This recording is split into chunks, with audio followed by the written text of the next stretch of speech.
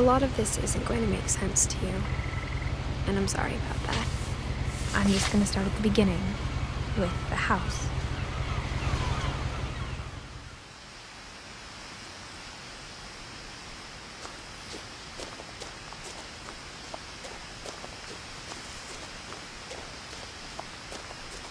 I lived here until I was 11, but I wasn't allowed inside half the rooms.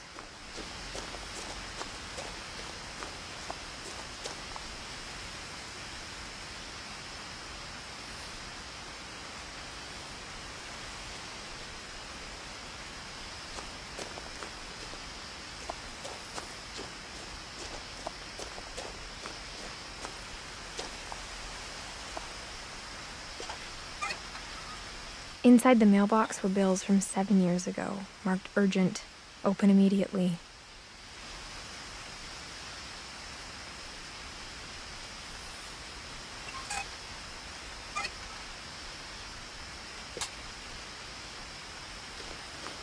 I hadn't been back since my brother Lewis's funeral.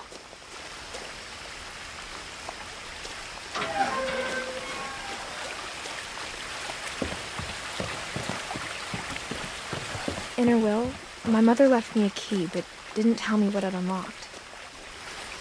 Maybe she thought I'd know, or she thought that the mystery would be enough to bring me back.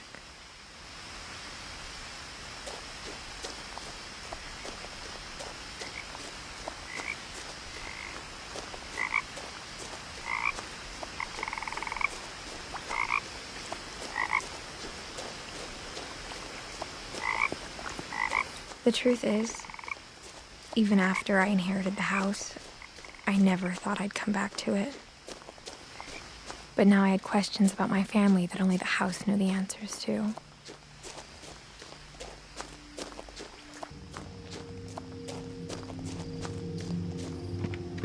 The woods around the house have always been uncomfortably silent, as if they're about to say something but never do.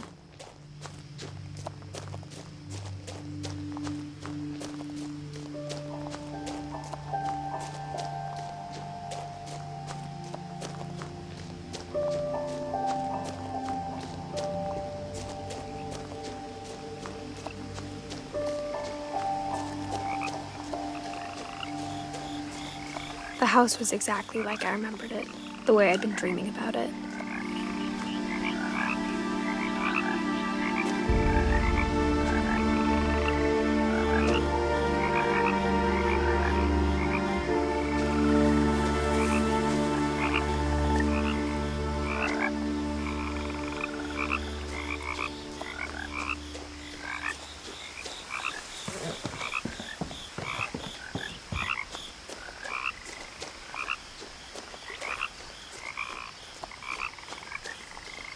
As a child, the house made me uncomfortable in a way I couldn't put into words.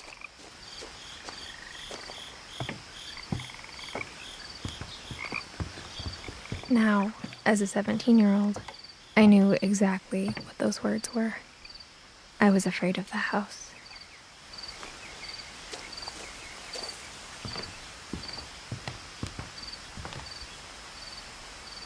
I hoped the key might unlock the front door. It didn't.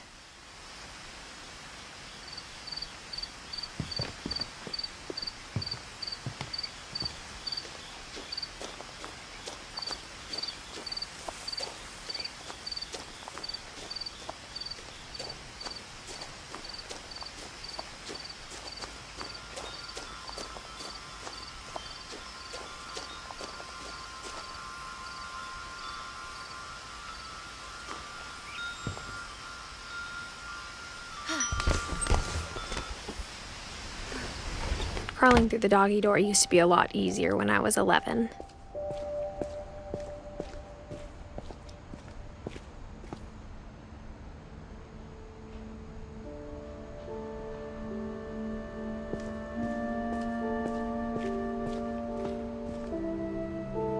The power had been turned off the night we left. For the first time in years, I felt like I was home. But instead of a family, there were just memories of one.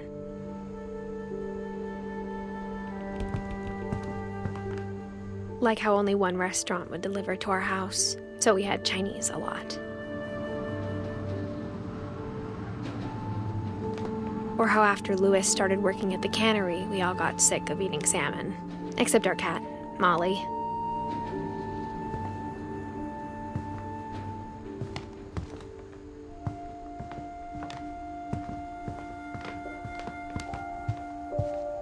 The table was still a wreck from the night we left.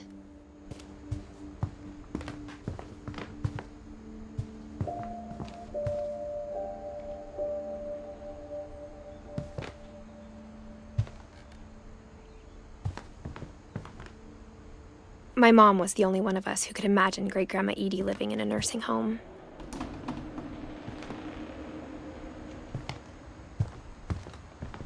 Nothing in the house looked abnormal. There was just too much of it, like a smile with too many teeth.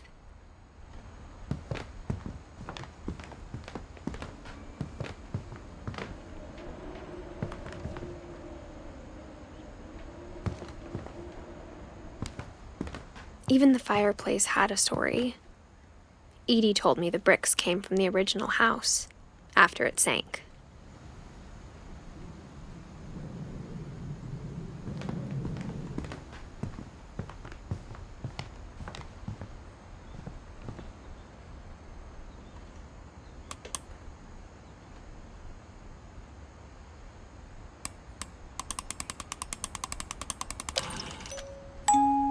Great-Grandpa Sven built a music box for Barbara, along with the rest of the house.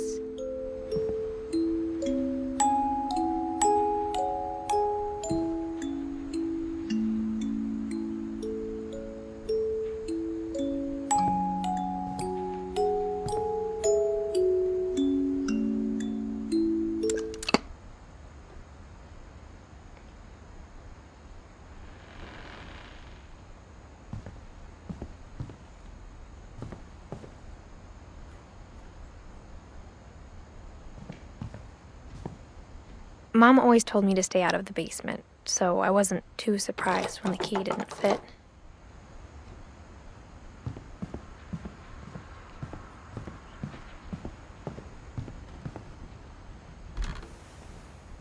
Edie told me once that every finch who ever lived is buried somewhere in the library.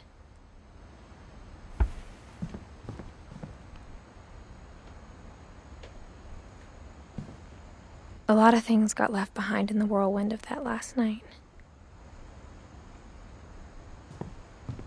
My mom wasn't much of an optimist, but she never stopped believing that my brother Milton was alive.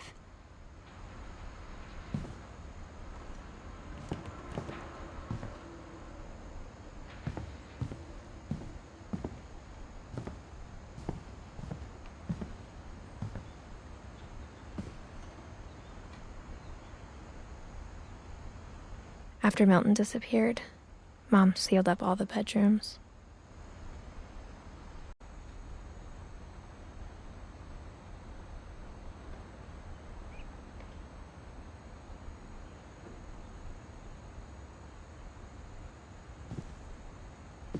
Then Edie retaliated and drilled peepholes.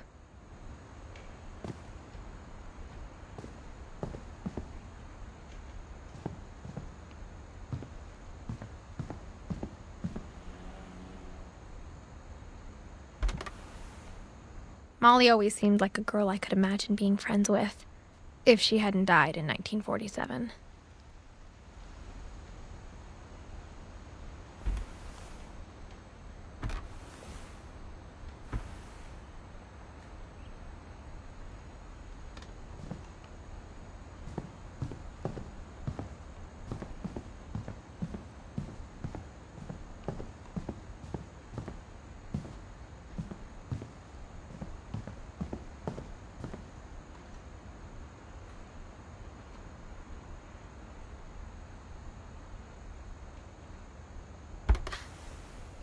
The last time I was in Edith Sr.'s room, I was 10 and she was painting my portrait.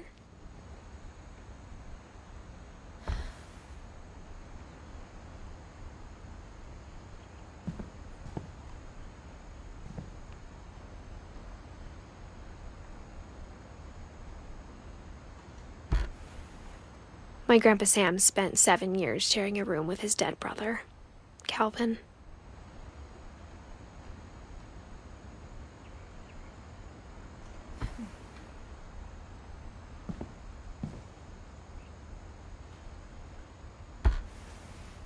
As a kid, I just assumed every house had peepholes and sealed rooms you weren't allowed inside of.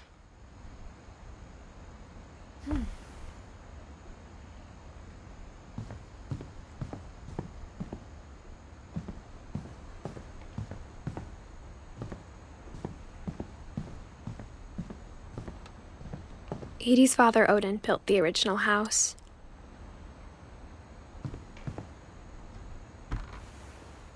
Barbara was a child star for 2 years, until America grew out of it.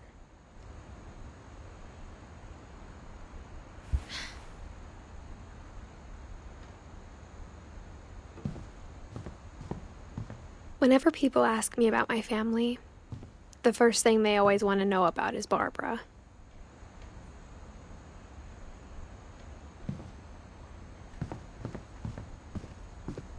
Mom must have locked the third-floor stairs on the night we left.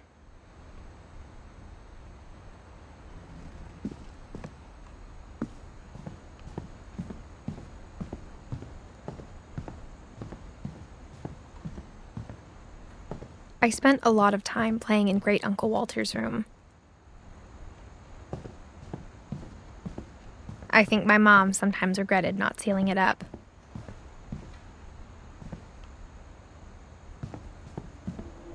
Lewis told me there were secret passages, but I never believed him.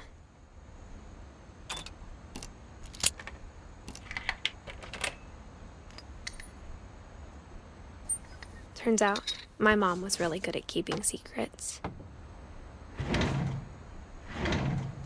Now it was time to find out what my mom had been afraid of.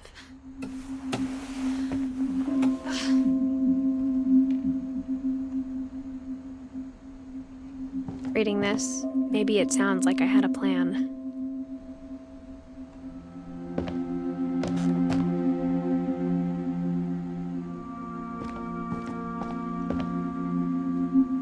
But I had no idea what was behind that door.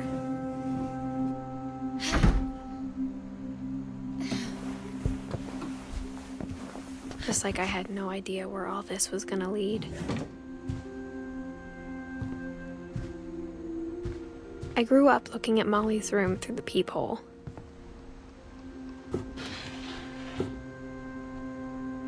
Molly's gerbil had a tiny bedroom with its own even tinier gerbil cage.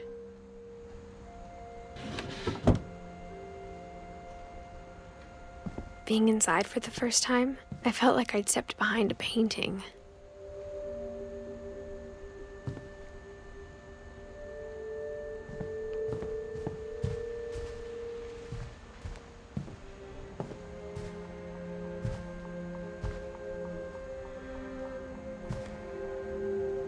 I got the sense Edie had spent a lot of time here, before my mom sealed the doors.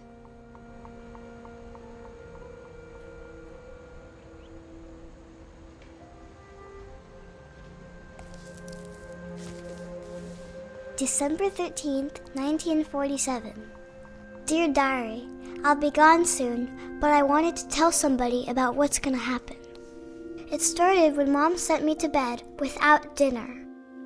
I woke up and I was starving, so I looked around for something to eat. The gerbil food was dry, but I didn't mind it.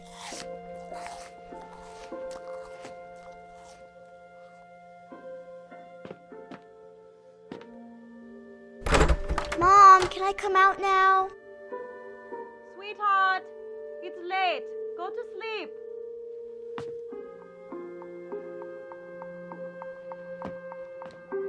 My Halloween candy was all gone.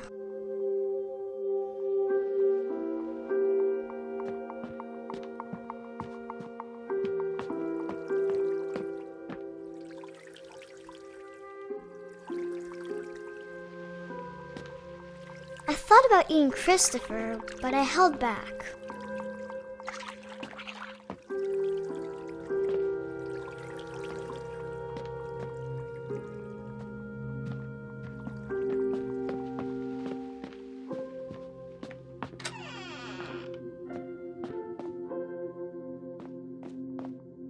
I kept eating and eating.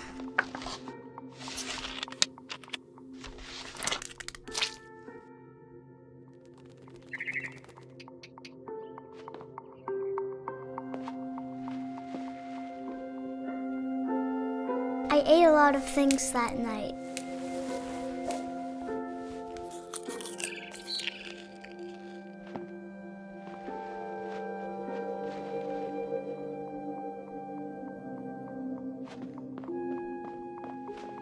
Then I heard chirping outside my window. It was a barn swallow going back to her nest. I reached out for her.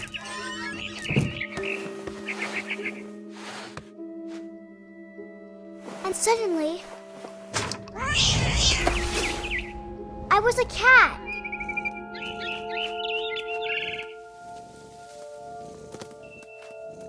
I tried to be quiet, but the bird was really scared.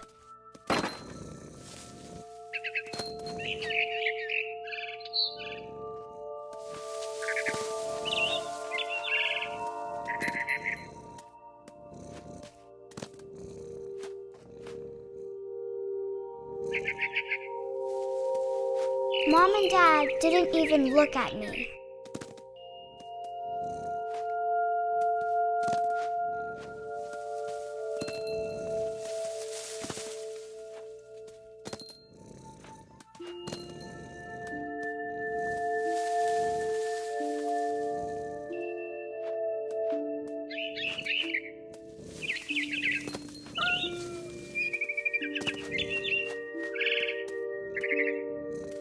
I jumped and I almost got her.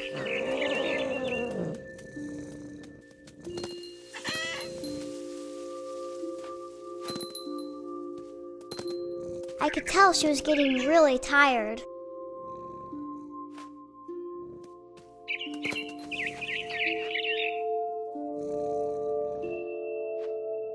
Now I was up in the big tree. I promised Dad I wouldn't climb it anymore. All I cared about was eating that mama bird.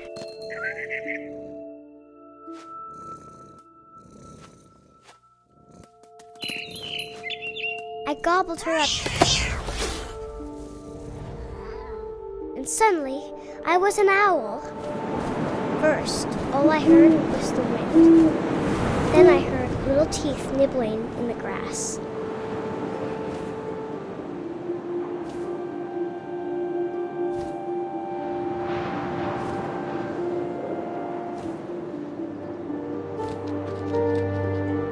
Rabbits.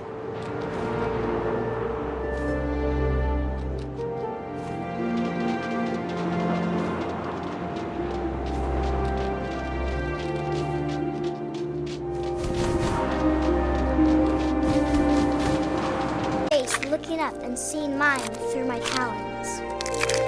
I swallowed him up, and I didn't chew one bit. Then I flew off to find something bigger.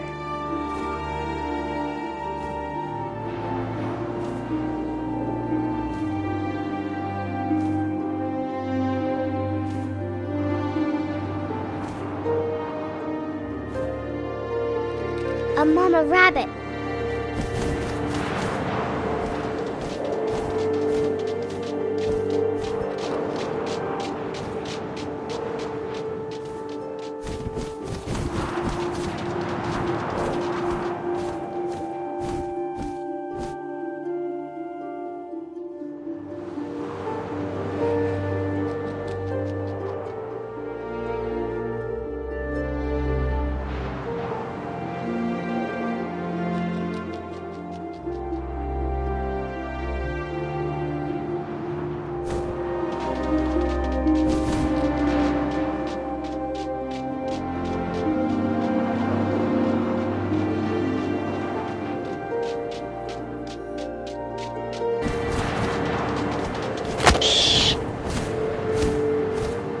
She was almost too big to carry.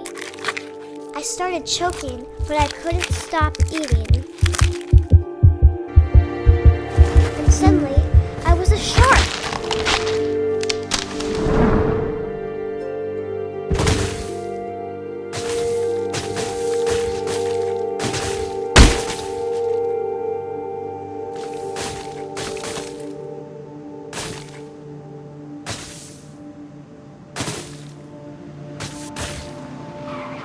I rolled off a cliff and into the ocean. Now, I was hungrier than ever.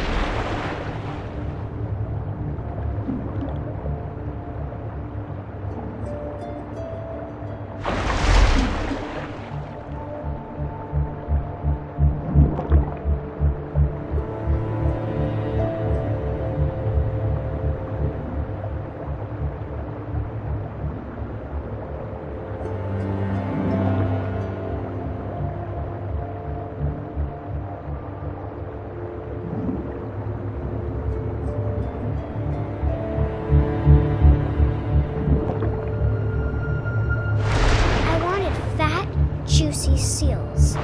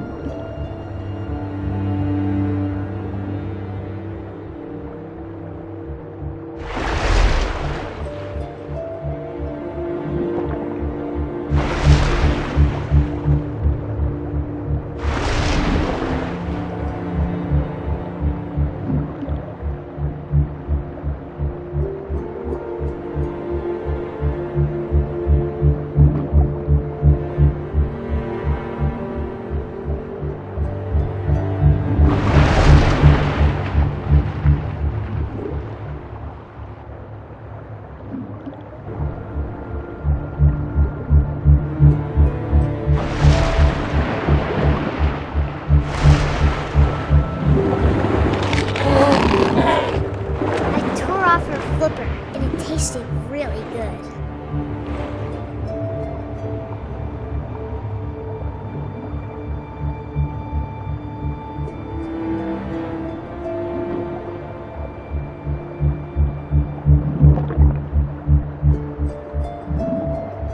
I grabbed on tight.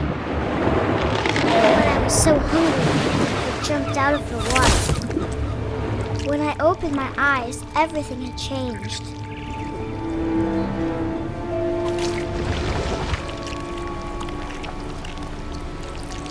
Now I was a monster, and I smelled people everywhere.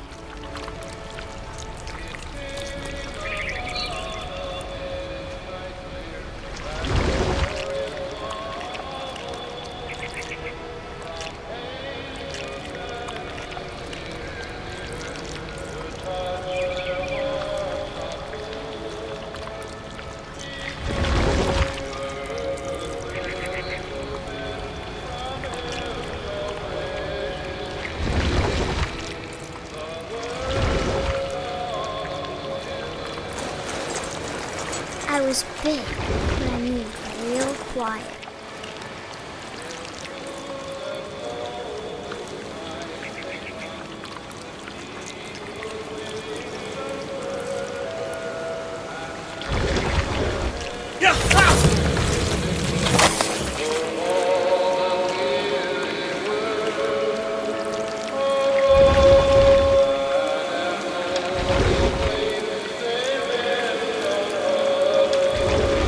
I wanted to stop, but also I didn't.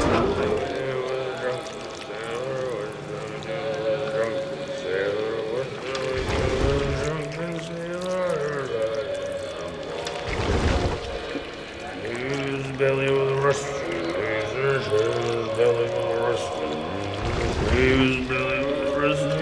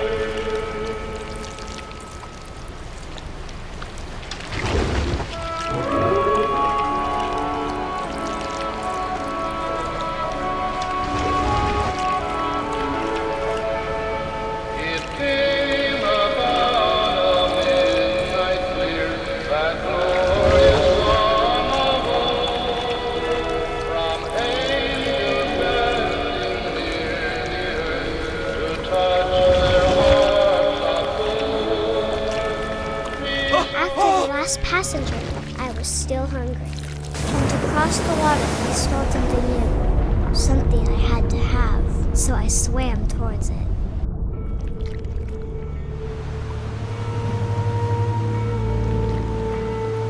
I slithered onto the sand, and the good smell went into an old pipe.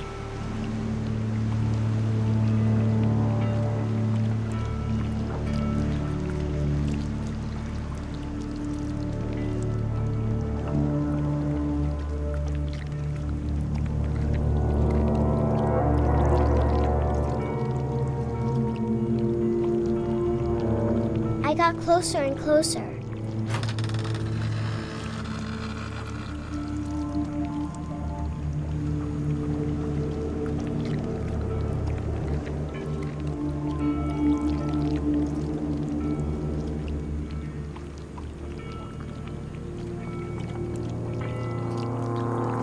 All of my stomach started growling.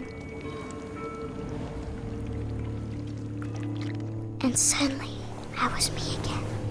I held my breath for a long time, but I couldn't hear anything. I think it's waiting for me to fall asleep. But it's not going to wait much longer. It needs to feed, and we both know I will be delicious.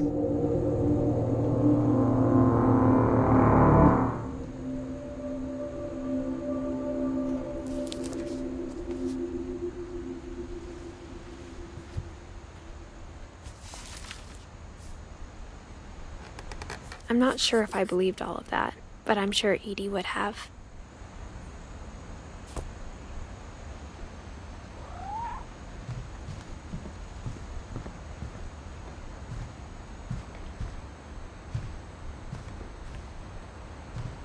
I felt like some part of Molly was still here.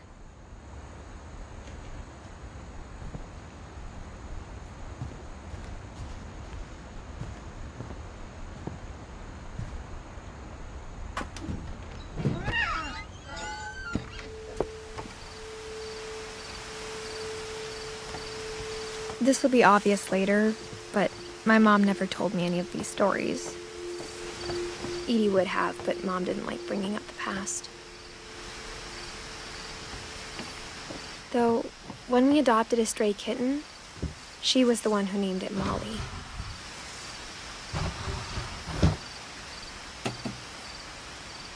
I spent a lot of time in Great-Grandma Edie's room. Louis died a week before we left, but Edie had already started to memorialize him. Her room was like a museum. For 500 years, the finches have been famous throughout Norway for their fortune and misfortune.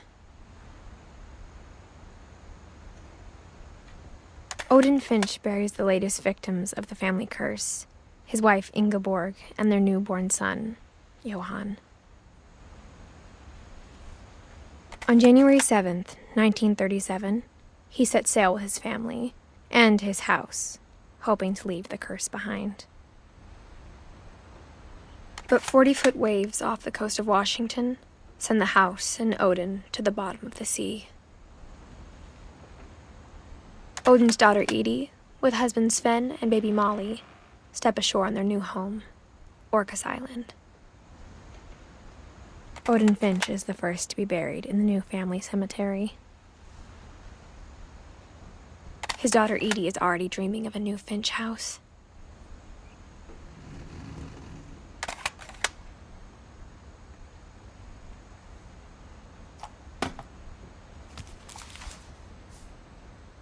Whatever's wrong with this family, it goes back a long ways.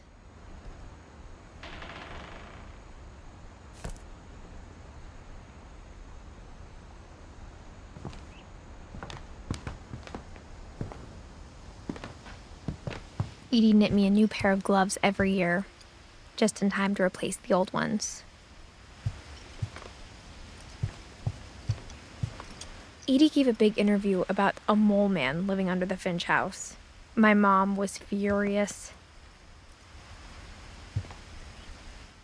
I hadn't thought of myself as Edith Jr. for a long, long time.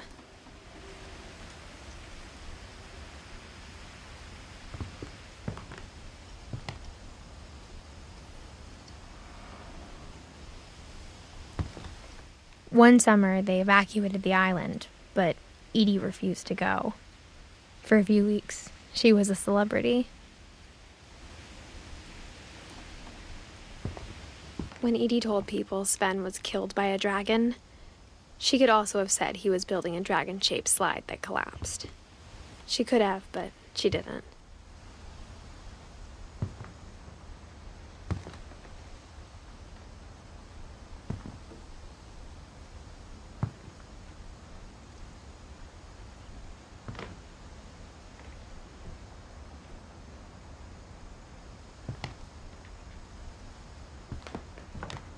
Even in her 90s, sometimes Edie seemed a lot younger than my mother. The only trace Grandpa Sam's first wife, Kay, left on the house was the pink bathroom. It was a pretty big trace.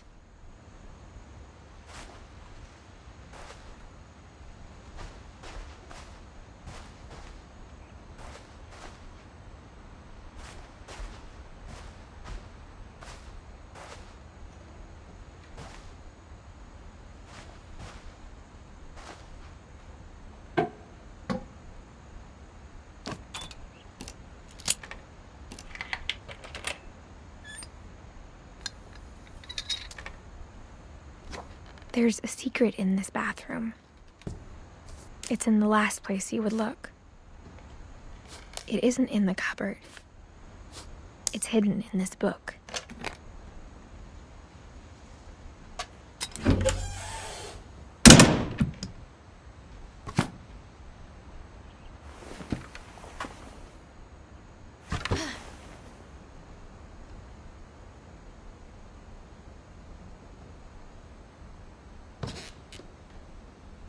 Sven gave Sam an old camera he'd refurbished.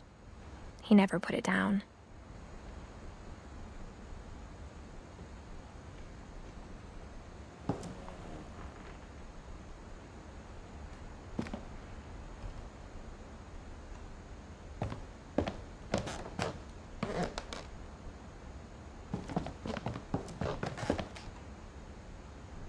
From the paintings on the wall, it was clear my brother Milton had been here before me.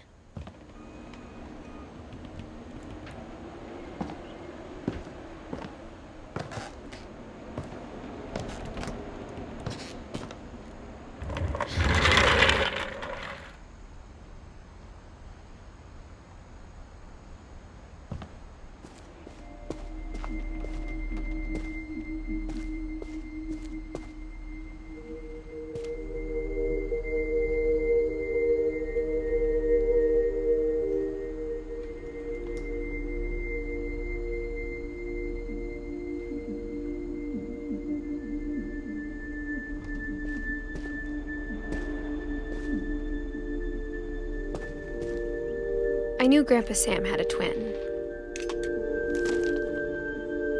and that he never talked about him. I guess my grandpa didn't like history any more than my mom did.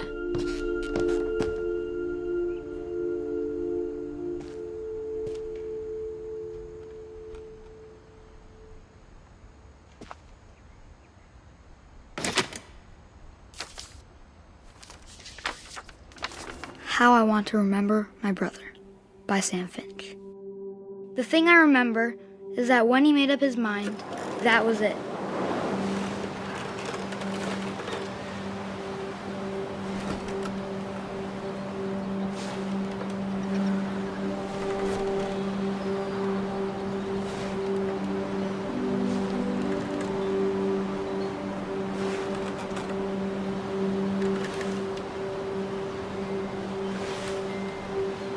My brother said he'd die before he ate another mushroom, and he did.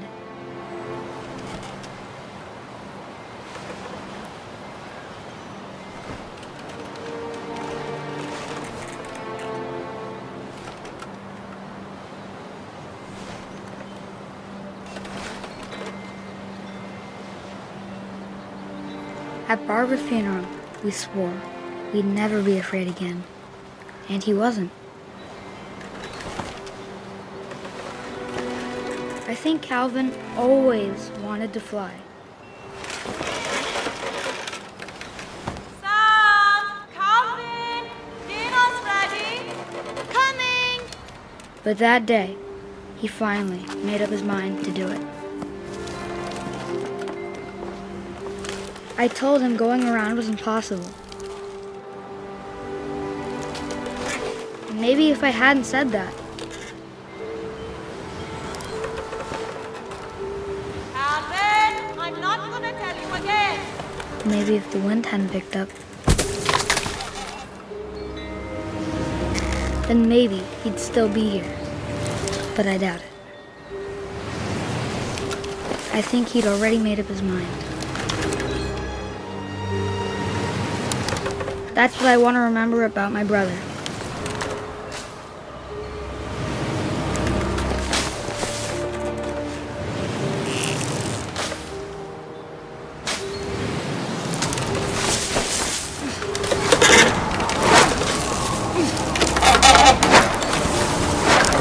The day he made up his mind to fly. And he did.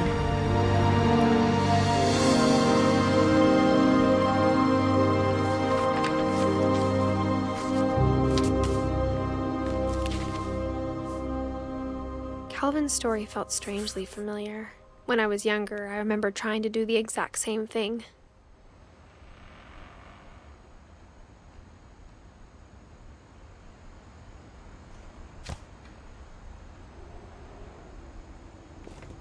After the funeral, Edie roped off Calvin's half of the room.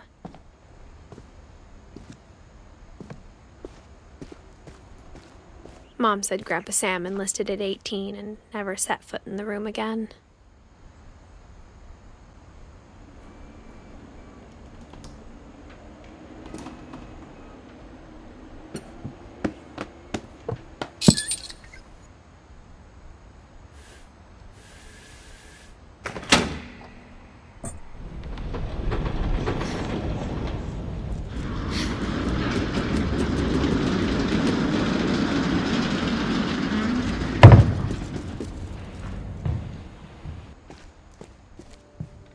The passages were a pretty tight fit.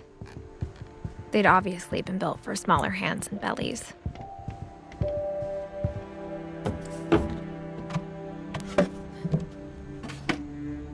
Growing up, I always thought of Barbara as a child star.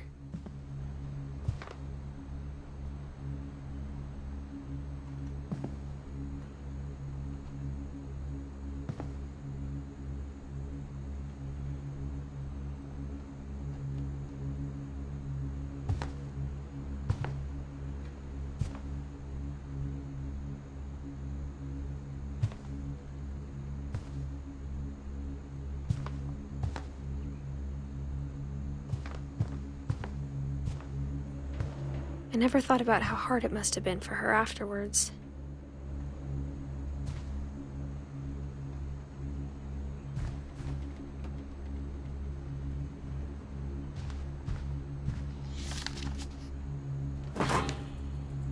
Of all the stories people wrote about Barbara's death, I'm surprised Edie saved this one.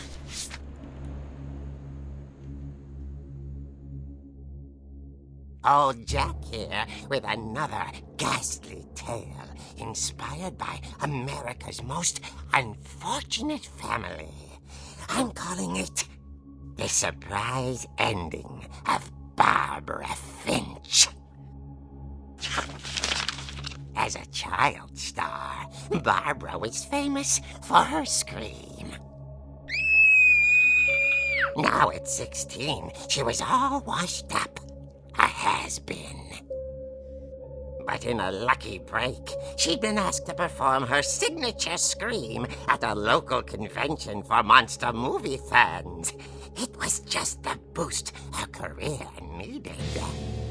Unfortunately, her scream hadn't aged well. Getting better. I think you just need the right motivation. Her biggest fan and current boyfriend, Rick, was about to demonstrate when... Now that was a great scream. It was Barbara's father, Sven. He'd slipped into a table saw and had to be rushed to the emergency room. So Barbara got stuck babysitting her youngest brother, Walter. her convention comeback was cancelled. Okay, I'm hearing frustration, but I'm not hearing terror. What if I tried... A gang of hoodlums in Halloween masks have been terrorizing Orcas Island tonight. Police are urging residents to... That came from the basement. You're right! Also, I loved your delivery on that. Why is your basement door locked? Because my dad likes making puzzles and secret passages. There's a key hidden in the music box. The secret is to keep winding and winding until finally the key pops out. Thanks, babe. I'll be back in a sec. 20 minutes later, Rick hadn't returned. So Barbara went to look for him, right on cue. She reached for the music box. And as she wound the key, she listened for Rick, but the house was silent.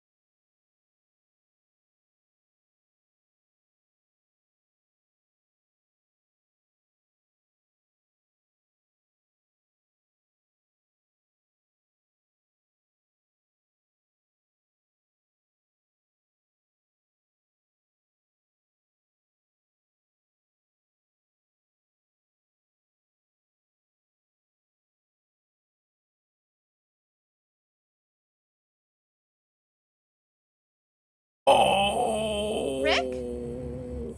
Barb, relax. I was just trying to scare you to help you find your scream. Well, I'm not scared, Rick.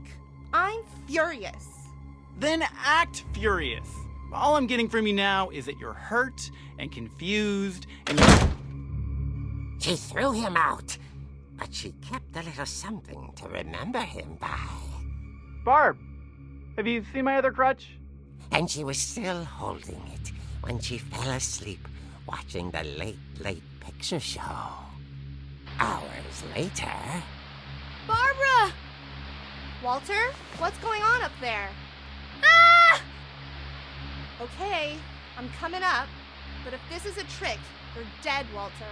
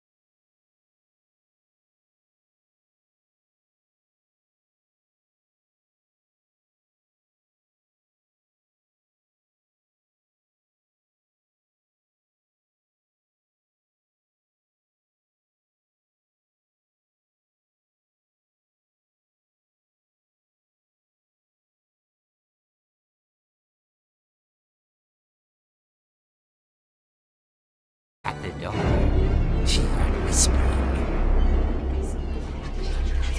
It was coming from inside the house.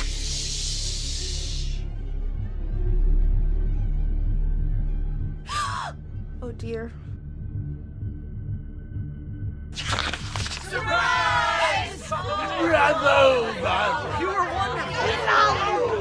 monsters had come to surprise her. For Barbara, it was a dream come true.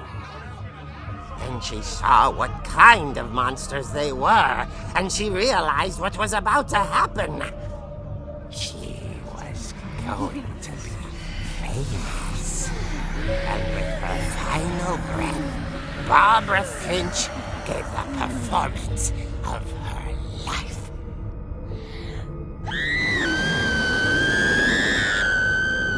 I wasn't there myself, but I hear Barbara was magnificent. Poor girl. She had a taste for stardom. But unfortunately, so did her fans. Of course, the police blamed it all on poor Rick, who disappeared the same night. And little Walter? That's another story. As for Barbara, tucked inside the music box is all they ever found of her. Her ear. Now that's what I call a real eerie tale.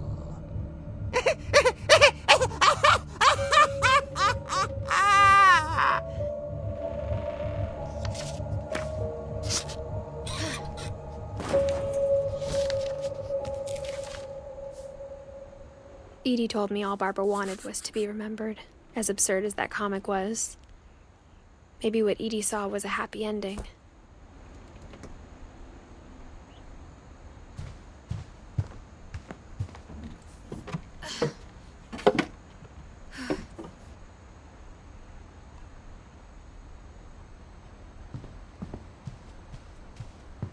If I keep winding the music box, maybe a key will pop out like it did in the comic book.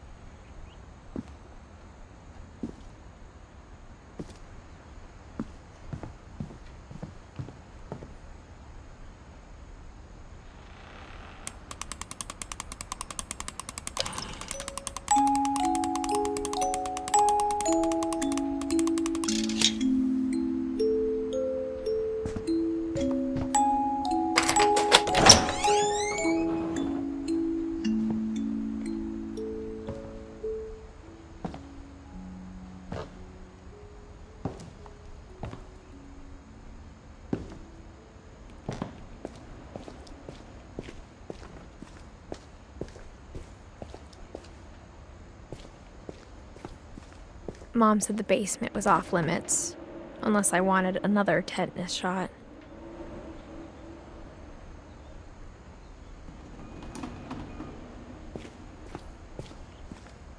I saw Edie sneak down to the basement once, carrying packages. I thought maybe she was hiding presents. It turned out she was hiding a lot more than that.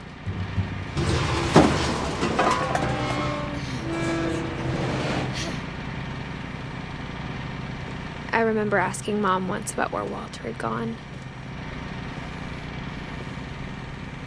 He got as far away as he could. If there's a pattern in all these stories, I think it's that none of us has gotten very far.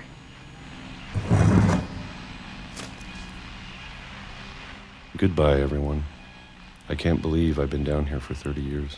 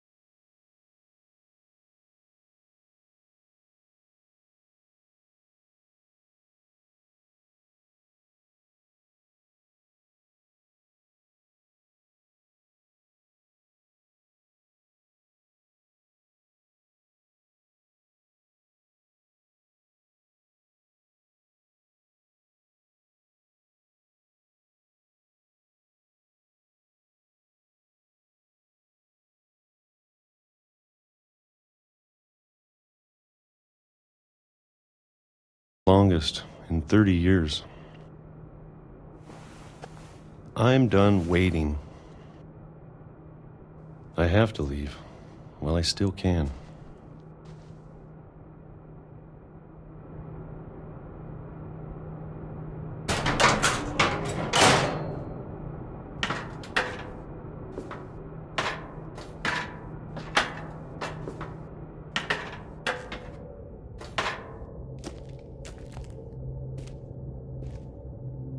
I know it's out there somewhere. Whatever killed Barbara and Molly and Calvin. Maybe this is all a mistake.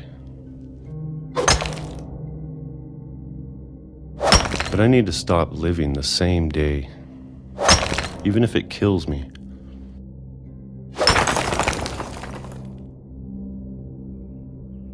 Whatever's out there, I want you to know I'm ready for it.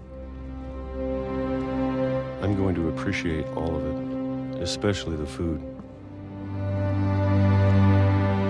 I don't mind if I only have a year left, or a month, or a single week. I'd be happy with one new day.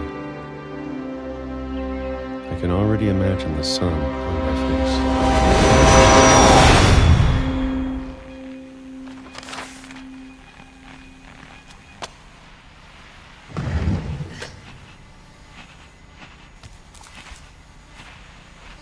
Walter died when I was 6. I can't believe my mom never told me he was down here.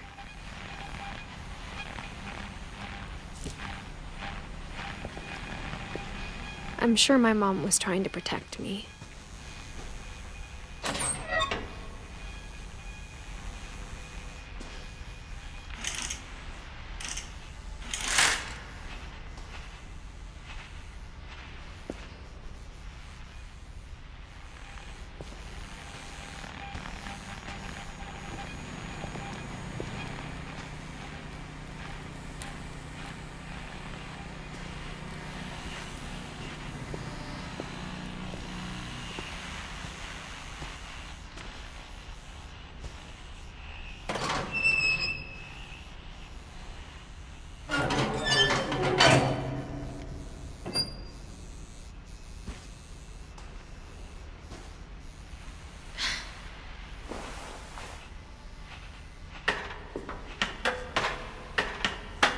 Maybe she was afraid I'd end up like Walter.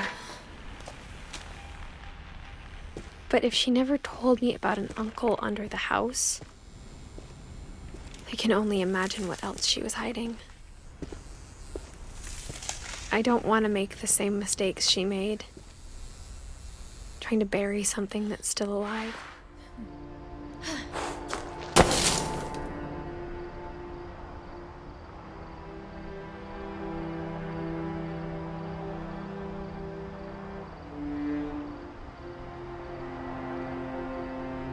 Now that there's only one of us left, or maybe 2, I thought it was time I heard the stories for myself and found out what happened to everyone else. But now I'm worried the stories themselves might be the problem. Maybe we believed so much in a family curse, we made it real.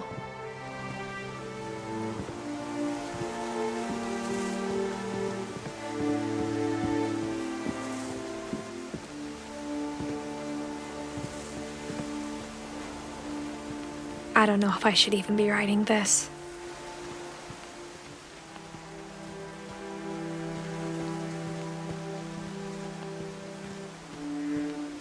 Maybe it'd be better if all this just died with me.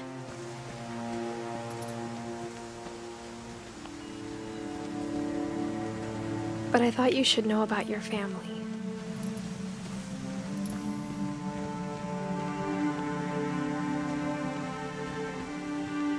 And the history you're a part of. Though to be honest, I feel as lost as you probably do right now.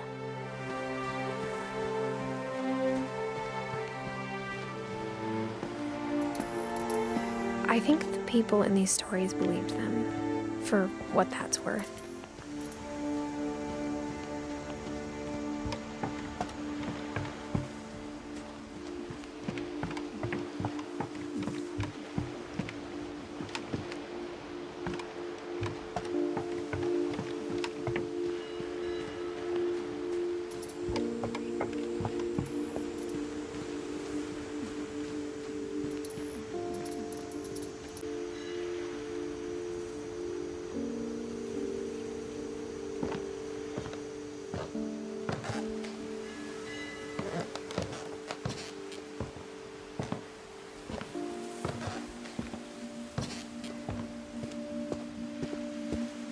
And when you look at the house, that history of imagination and stubbornness and madness, any of it seems possible.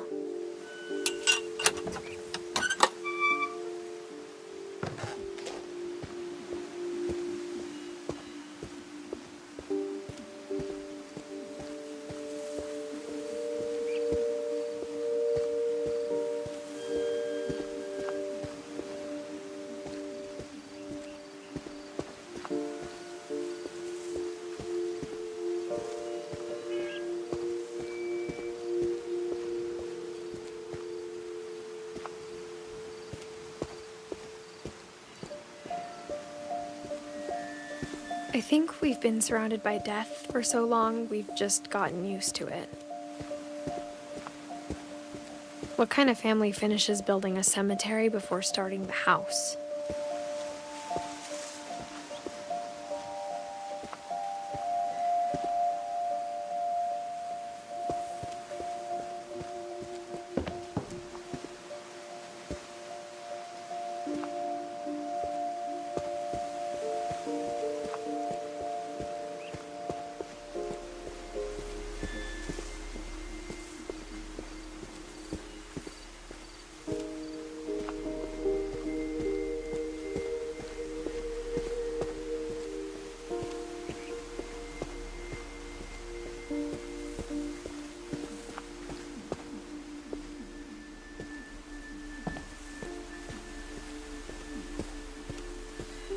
It's embarrassing for me to admit this, but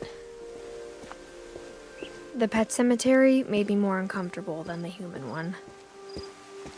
3 of the gerbils were mine, and 2 had been my fault.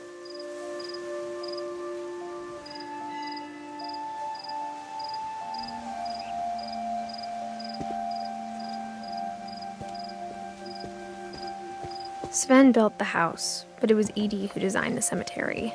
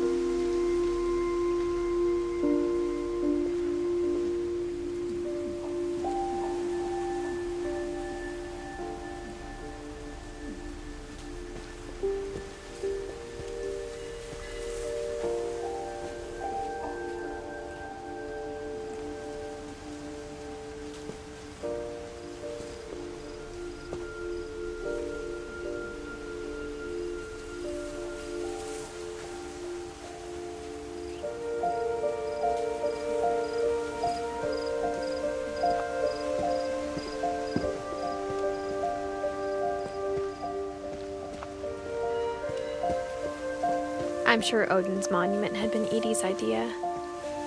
My mom was always trying to move on, but for Edie, the past never went away.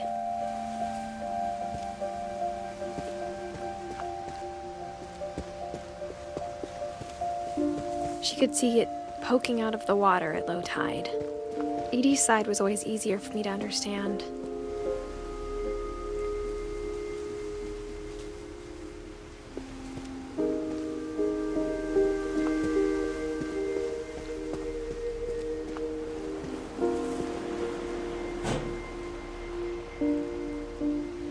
Edie said she dreamed about the old house every night.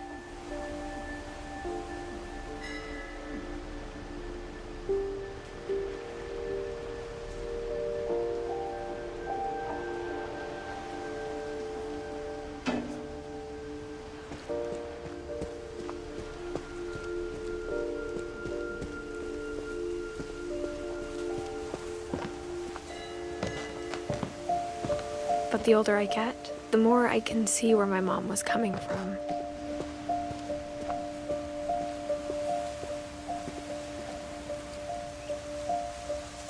Her dad had been pretty strict, but it wasn't enough to save her brothers. She was just trying to do better.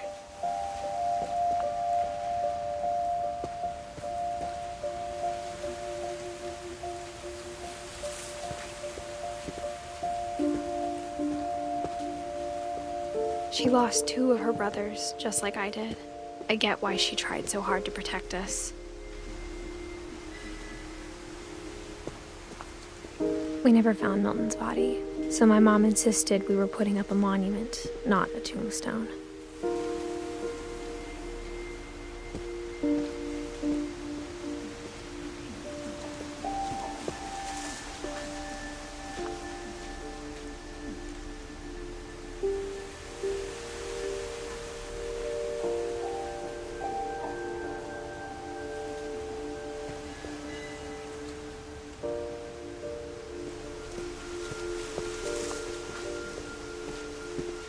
There's so many things I wish I could ask my mom now.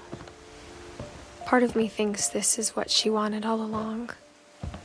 For me to come back someday and find everything out for myself.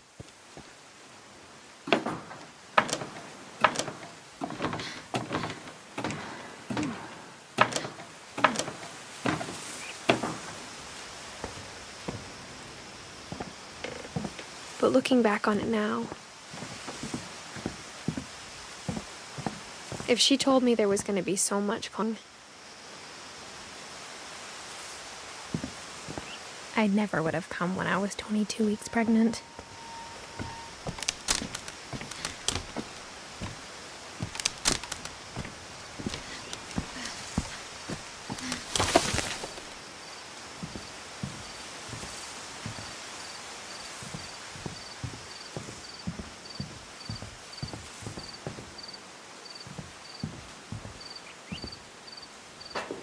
I never met Grandpa Sam, but I think he and my mom had a lot in common.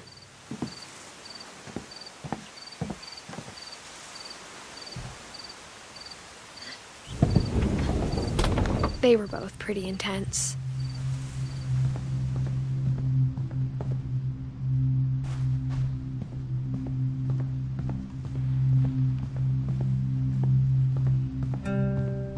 Instead of hiding from death, Sam seemed to go out of his way to meet it.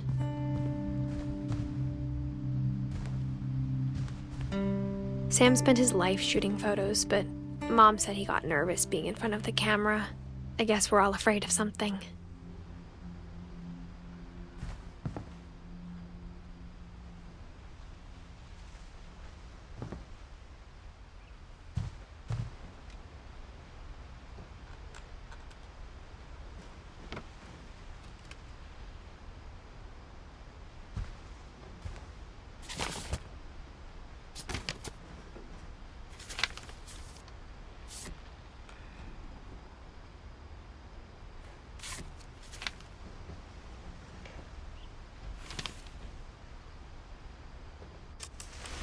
Dawn, I promise, you'll never forget this weekend.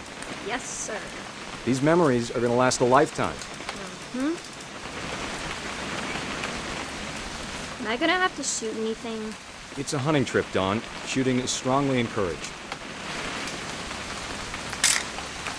Shouldn't we be leaving? Just want to get a shot of you, Dawn, then we can take off.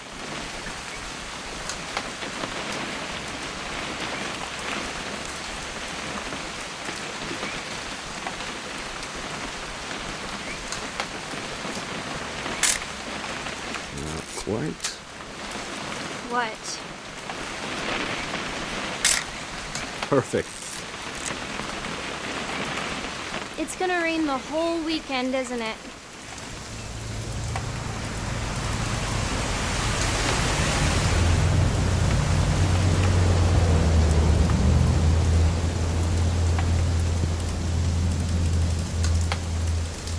I will never forget this weekend, Dad. That's the spirit.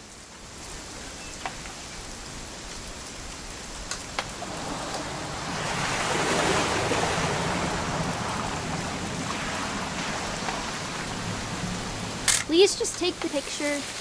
Hey, language.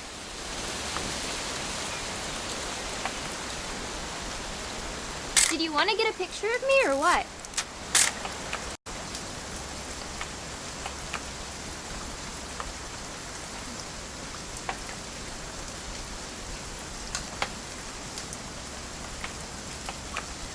Come on already.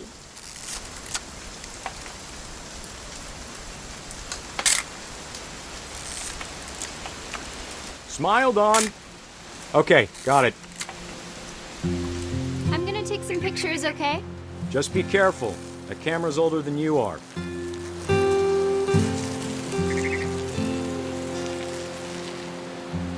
Definitely should not have drunk all that coffee. You're right, Dad. It's starting to clear up. Hey! That's a keeper. I'm just saying, I'm not always gonna be here, Dawn. You'll need to remember this stuff, if you want to survive. I'll be fine, Dad. You know who else thought he was gonna be fine? Some guy who died. Dawn, I'm being serious. I know, Dad. You're always serious. Doesn't being out here make you want to chill out? Well, to tell you the truth, I haven't been out here in 20 years. Dawn, don't you think you could find something more interesting to photograph?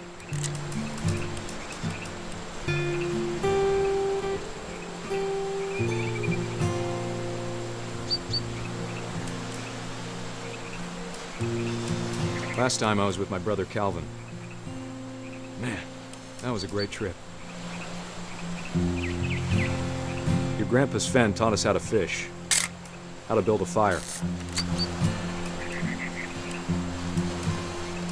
We found an old logging trail. There were deer everywhere. You don't need to waste any more film on me, kiddo.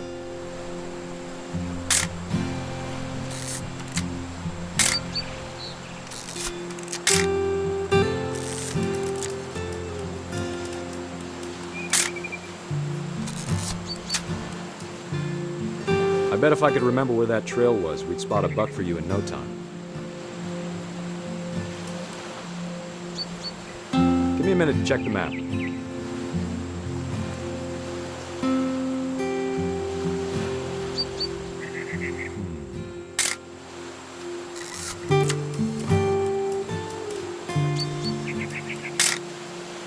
Let's see.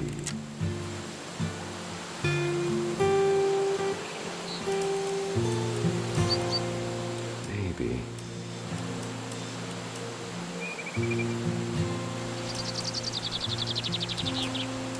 Or was it?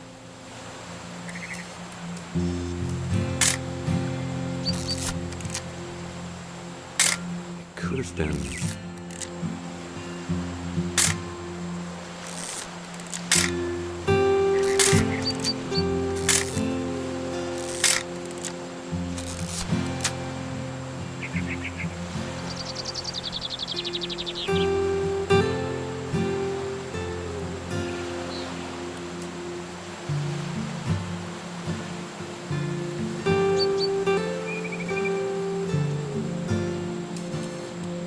Dad!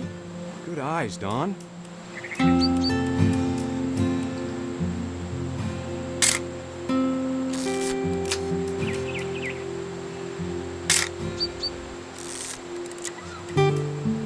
Before you take the shot, let me get a picture of it.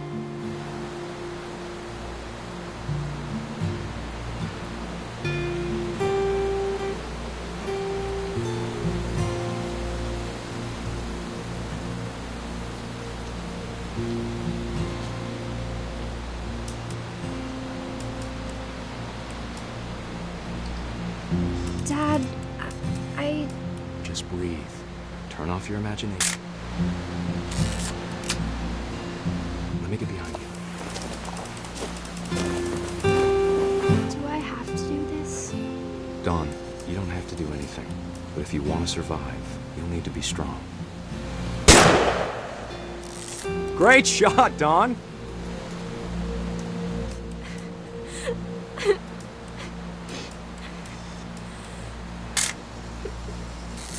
I'm proud of you, Dawn. Always remember that, okay?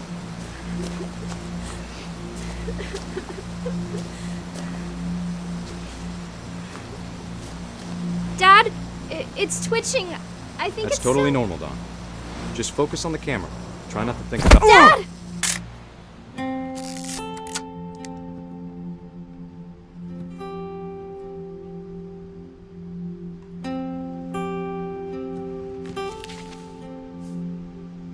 Of all these stories, that's the one I wish most that my mom had told me.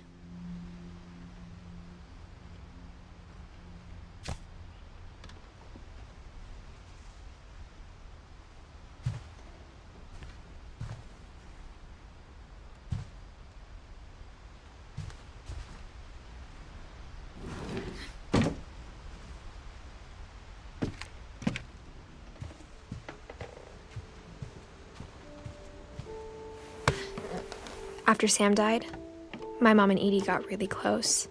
They'd both lost a lot.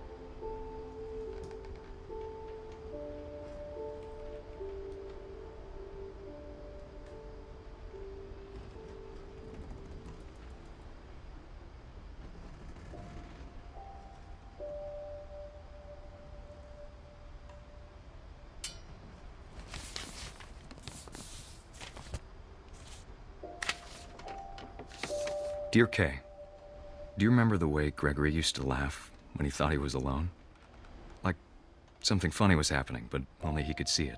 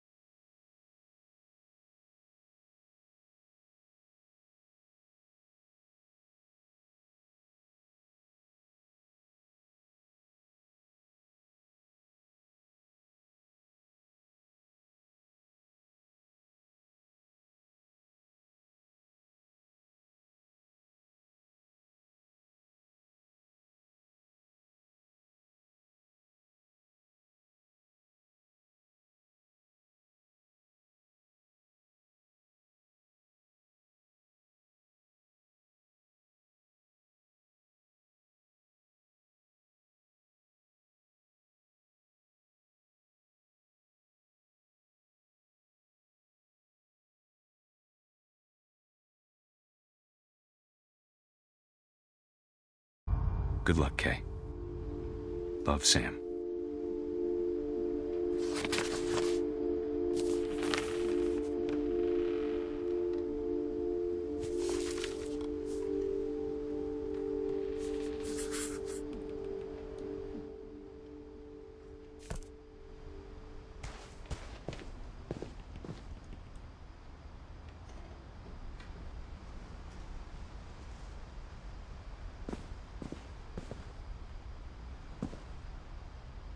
I can't imagine my mom ever writing poetry, and yet...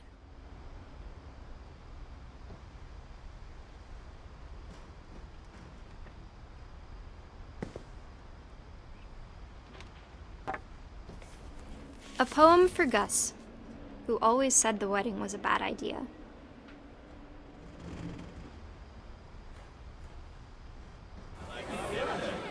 Our father never hit us kids, at least not very hard, before the day my brother said with teenage disregard that he'd be dead before he'd see a wedding in our yard.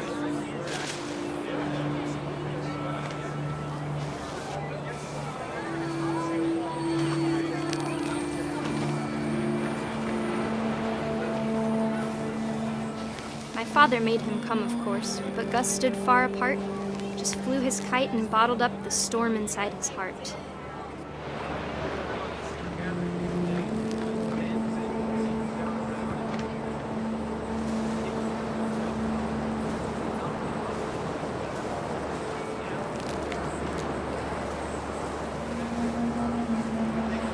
I tried to talk him out of it, but though he'd never met her, "We don't need a stepmom," were the words that I now pronounce you husband and wife.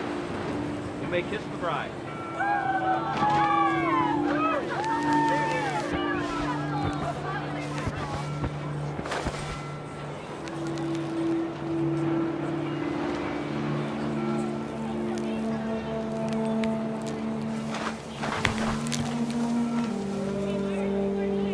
When the time for photos came, Dad ordered him to come here. But Gus declined, and as a sign held up his middle finger.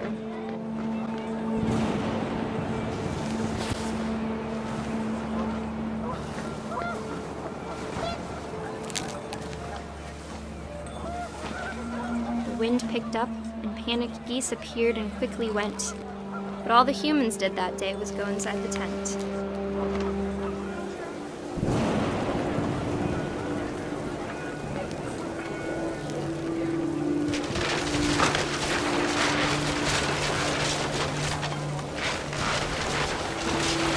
Rain came down in buckets then, but no one seemed afraid that nature might destroy the tent our dad had crudely made.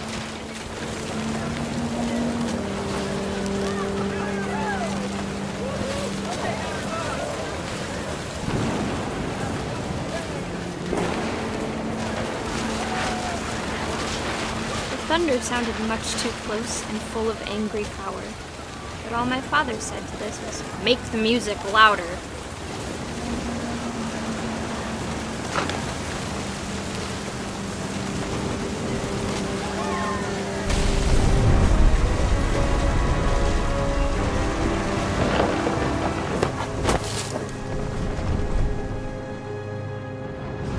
I wish that I could truly say I thought about you on that day. Out there on the beach alone, just you, the wind, the sea, and foam. But I didn't, until we found you.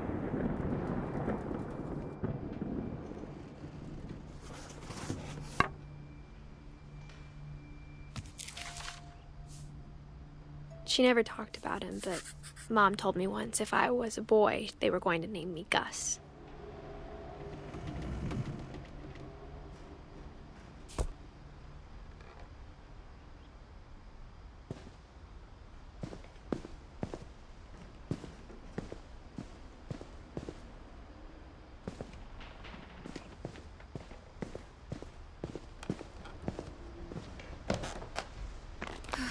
My mom moved up to the loft after her brothers died. At the time, it was as far away as she could get.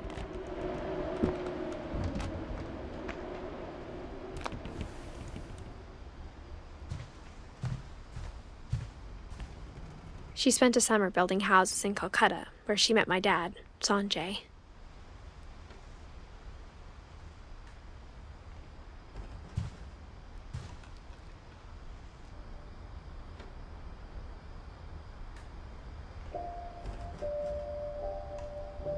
My mom moved to India a week after graduation and got a job teaching English. Louis was born a year later.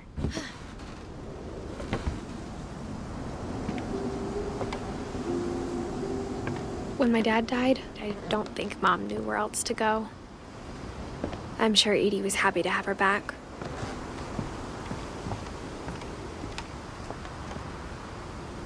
The house had to get a little bigger, but Edie was used to that.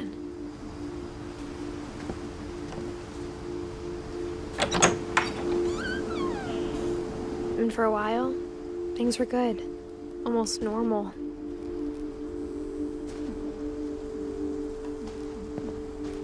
But it didn't last. The beginning of the end was Milton's 10th birthday, when Edie gave him a castle. After Milton disappeared, the only thing he left behind was a room full of paintings.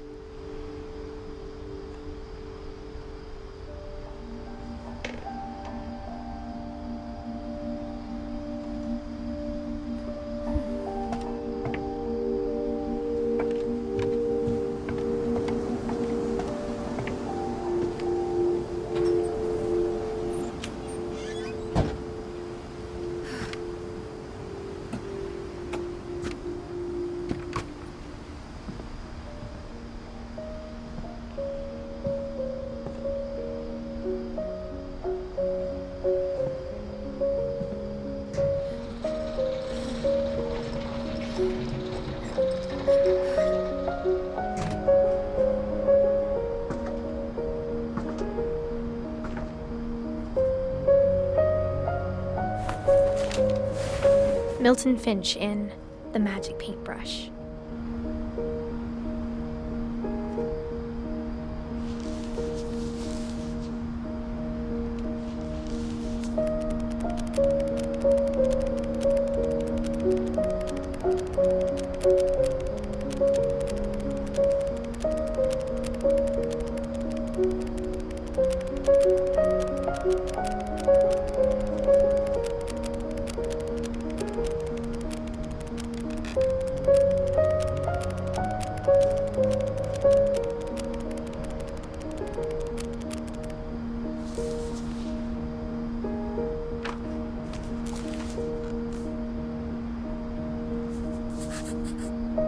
I was 4 when Milton disappeared.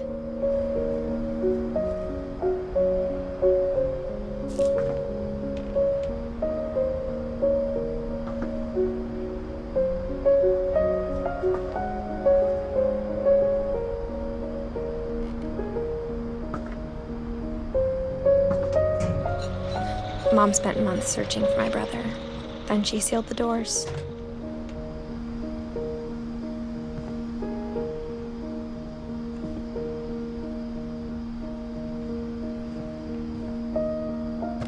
Whatever Milton had found in the house, Mom didn't want it getting out.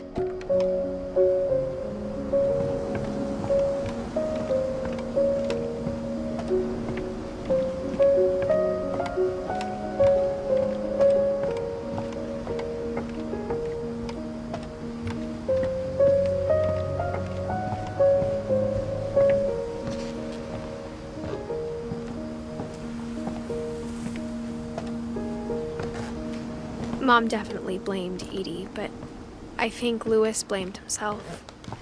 After he graduated, he just spent more and more time in his room, until Mom got him a job at the cannery. Everyone always told me to stay out of Louis's room, except Louis.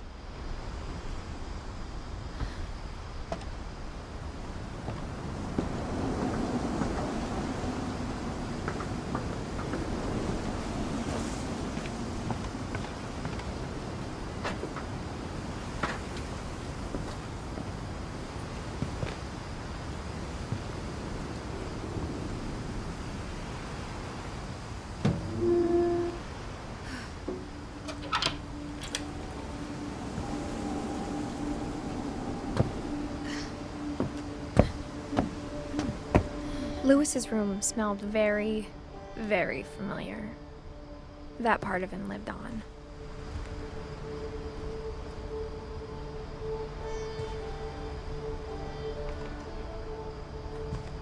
He was so proud of being Indian. I think for him, it was a way to be something other than just a finch.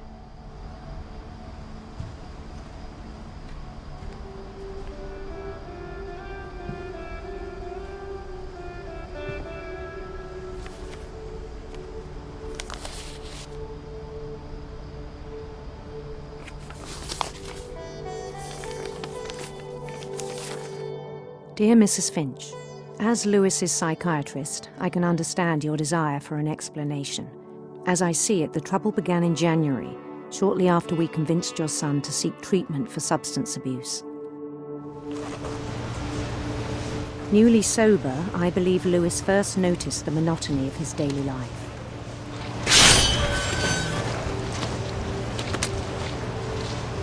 He kept working at the cannery, but he withdrew part of himself. In our sessions, I saw the same behavior. His mind began to wander.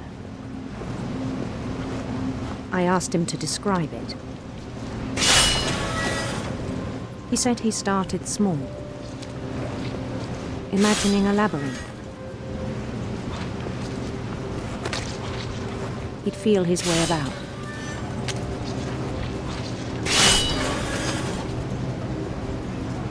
Then something moved. Bats.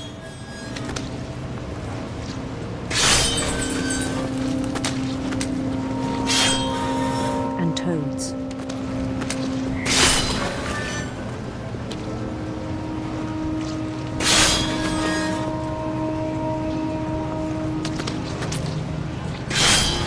And things that have not names.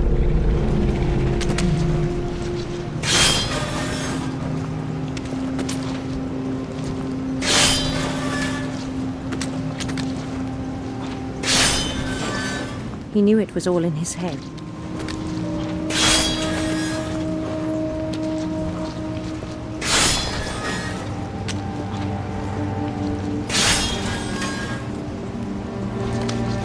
But he took it very seriously. I had hoped he'd find himself.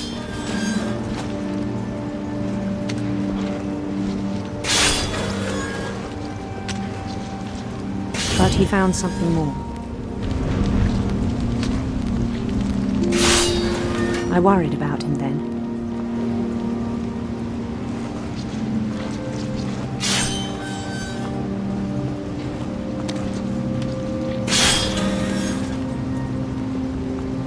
Daydreaming at the cannery.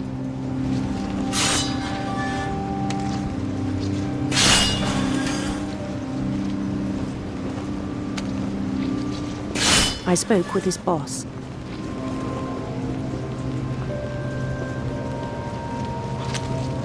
But he said Lewis had become a model employee. Methodical, tireless, focused.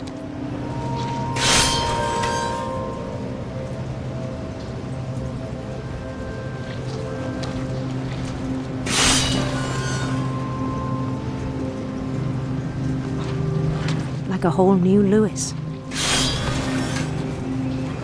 So I let him go on.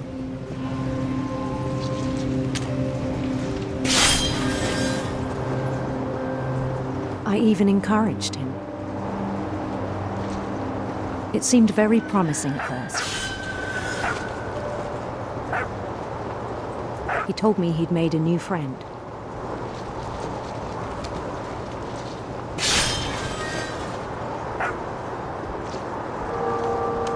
On the edge of a city named Lewis-topia.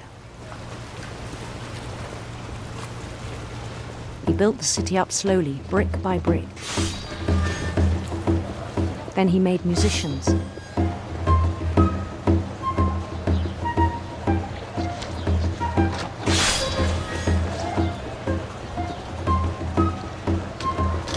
And songs for them to play. talked about...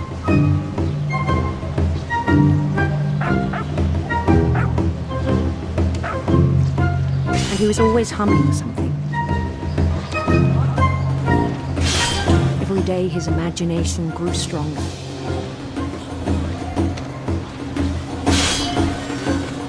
He no longer spoke at the cannery. But his chopping was as reliable as ever.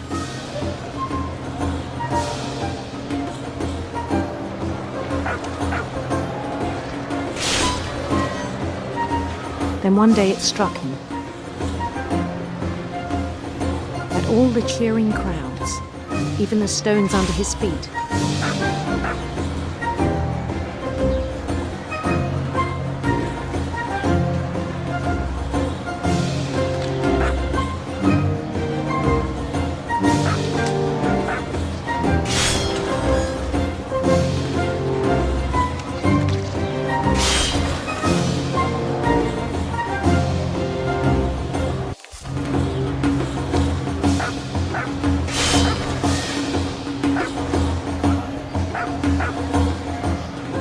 were all in his imagination. So he could do whatever he wished.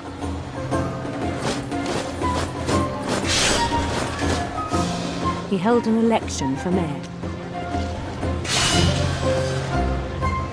And he won. They begged him to stay, but his mind was already wandering. It became a game for him.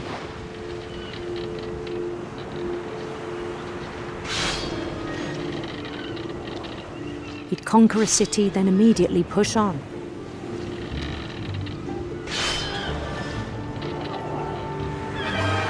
New Louisville.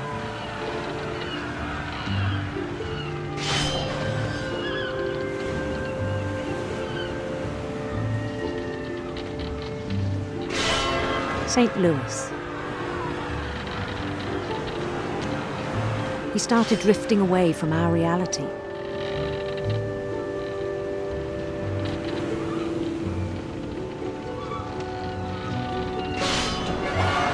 Minneapolis, until one day he forgot to go home from the cannery.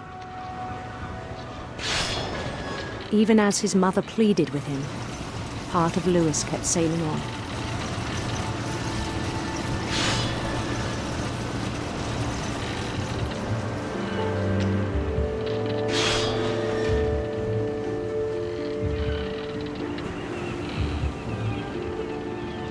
In Louisburg, he heard rumors of a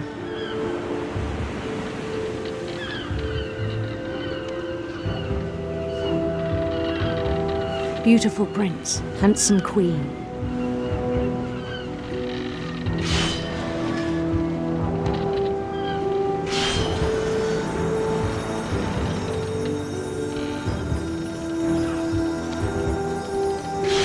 The queen was on her own quest for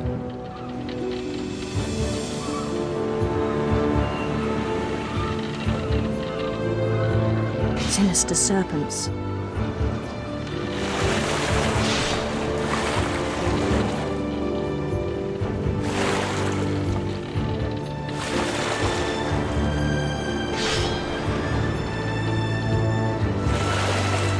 He followed the sound of her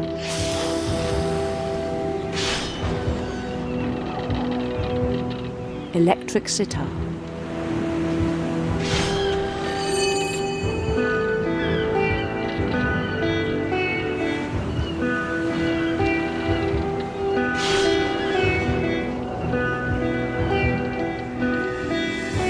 His chase led him to a golden palace east of the sun and west of the moon. Even then, his logic remained sound.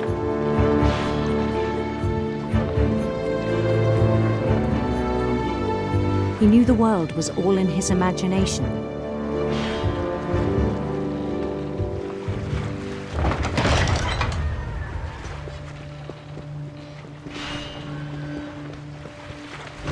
But he was so proud of having created it. In his own eyes, He'd become something greater than a king.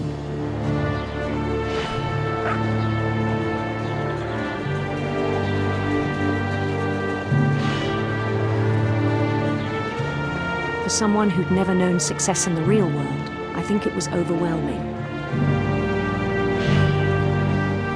And then it struck him that the real Lewis was not the one chopping salmon, but the one climbing the steps of a golden palace.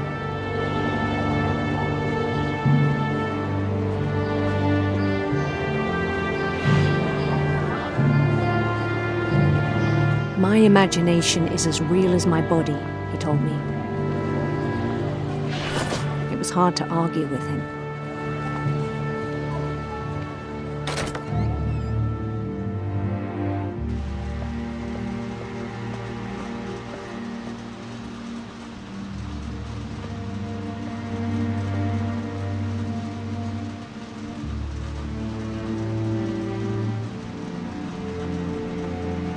Began to forget the world we know.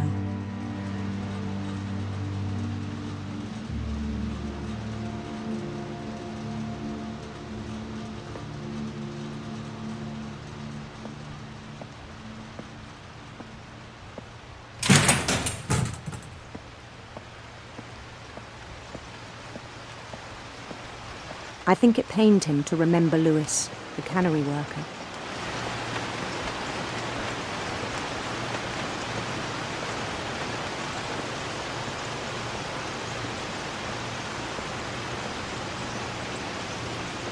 He began to despise the man with a royal contempt.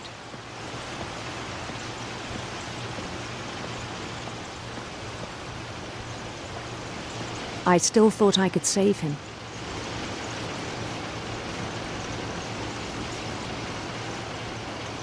Even after he said he was being crowned king over all the lands of wonder.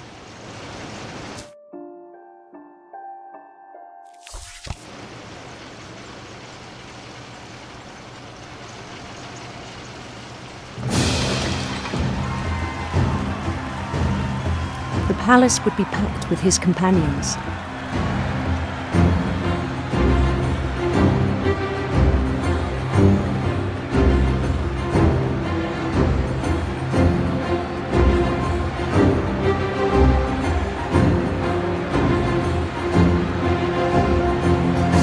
Including the wise Calico who'd insisted on advising him.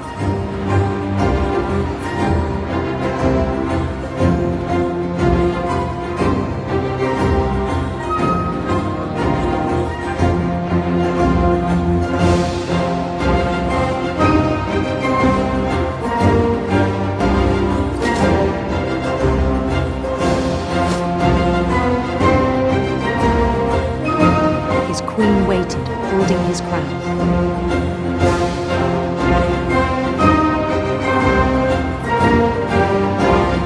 There was only one thing left to do.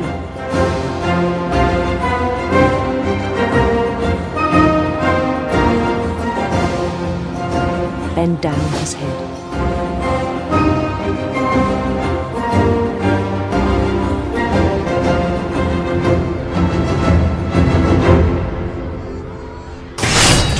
The rest I think you know. Mrs. Finch, your son was a kind man who will be missed by all of us who knew him.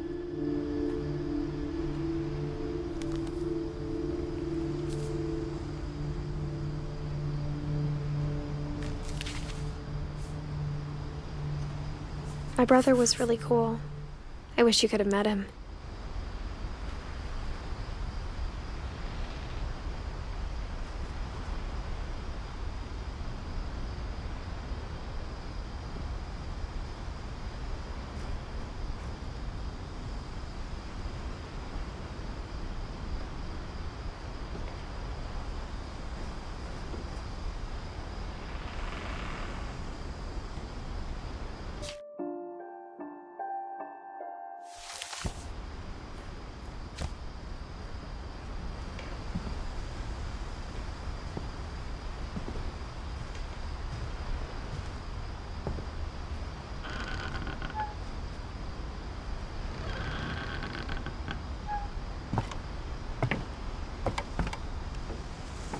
On the way back from Lewis's funeral, my mom told me to start packing. She waited until the day before we left to tell Edie. I'm not sure if she wanted to make it easier or harder.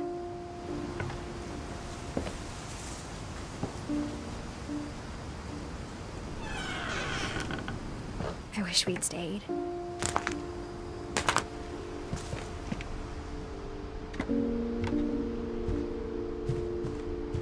But I understand why we left.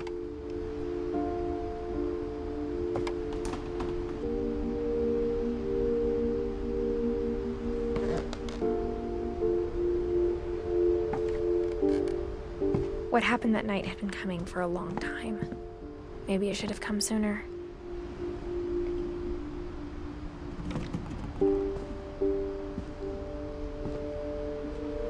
But it had to end one way or another.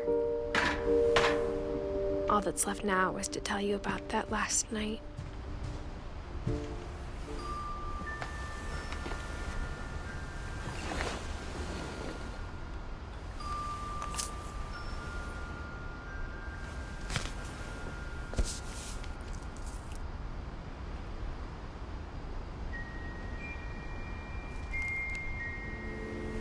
That whole last day, Edie just watched us pack and didn't say a word.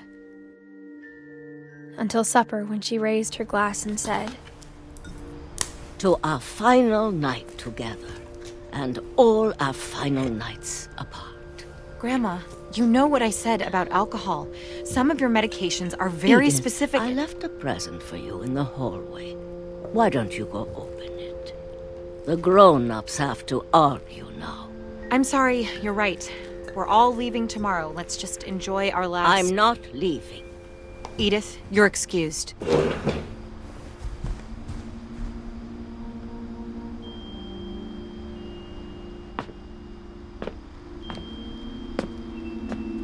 The power had been shut off that morning, but Edie always had plenty of candles. When my mom sealed the library, I don't think she knew about the other entrance.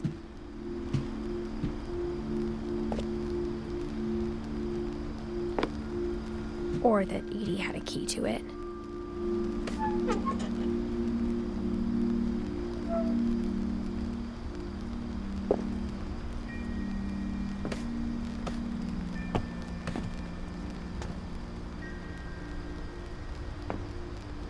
That thing you're afraid of isn't going to end when you leave the house.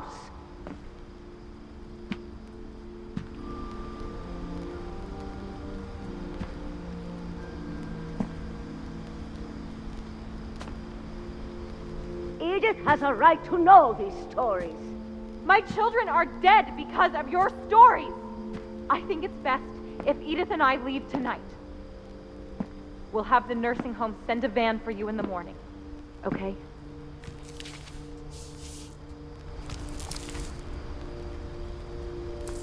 Dear Edith, there's so many stories I wish I could tell you, but there's only time for one. This is about what happened on the night you were born. That night, the tide went way, way out. It was the first and last time I ever saw the old house aground. There'd been an earthquake out in the middle of the ocean. They called it the lowest tide in 1,000 years. God, it smelled awful. You know, I've seen that house every day of my life. But I never thought I'd go back to it. When the fog rolled in, I lost my way.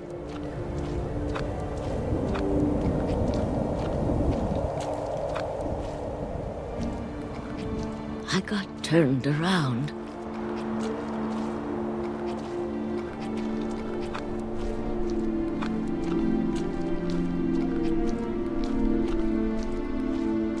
I started seeing things.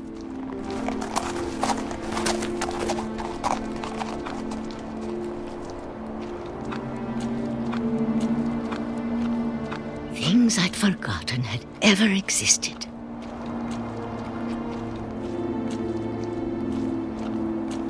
when I saw them, they felt like old friends. That night, a lot of things came back to me.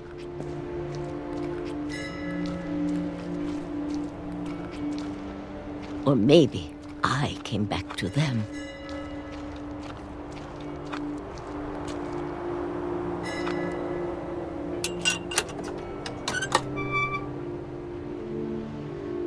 Things I can't explain, but that I need you to try and... Edith, what are you doing in here? It's mine. Edith! Mom, you're gonna rip it! Let go! I kicked and screamed, but Mom dragged me to the car. I never saw Great-Grandma Edie again. The next morning, the van came to pick her up, but she was already gone. After that, we moved around a lot.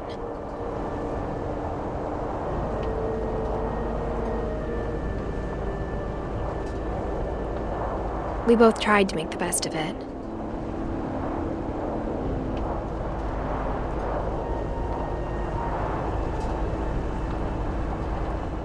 A few years went by.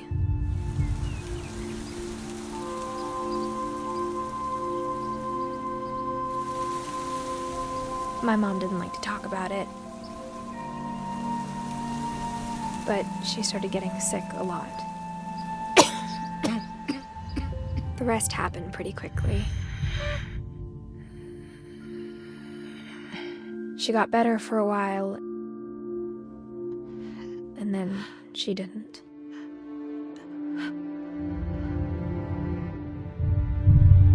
And then I was alone. The last finch left alive.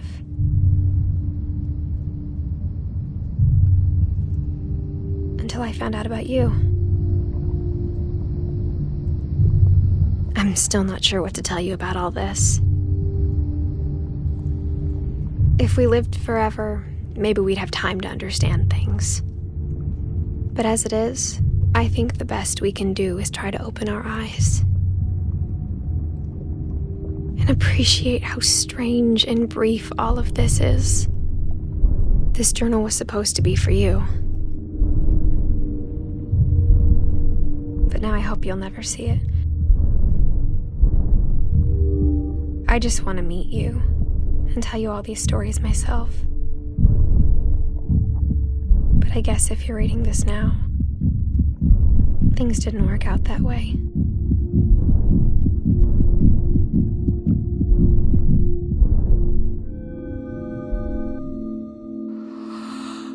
This is where your story begins. I'm sorry I won't be there to see it. It's a lot to ask, but I don't want you to be sad that I'm gone.